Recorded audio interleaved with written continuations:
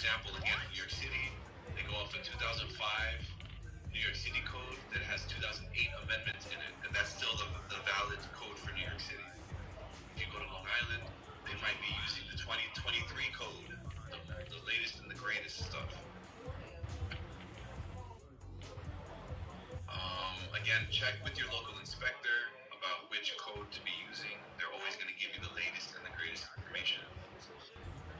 Electrical inspection code for existing dwelling provides requirements for evaluating installed electrical systems.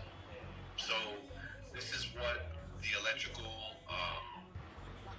you have to make sure that you pass your electrical inspection. All right, so that's what's going to happen after you build it. After you build it, the inspector is going to come. They're going to check out whatever stuff they feel like they need to check out, and if what they looked at gives them confidence that everything else that they didn't look at is true, then they'll pass you. If they start to see things that are not passing, they're going to ask you to open more.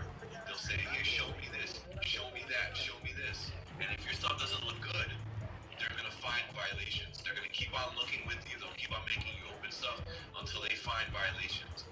However, if your work is good and if your work looks good, the inspector's going to see that right away, and you might have an easier time getting them in and out.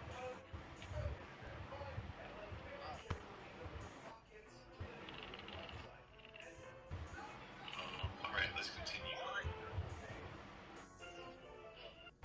Homes for the physically challenged. This starts on page 17.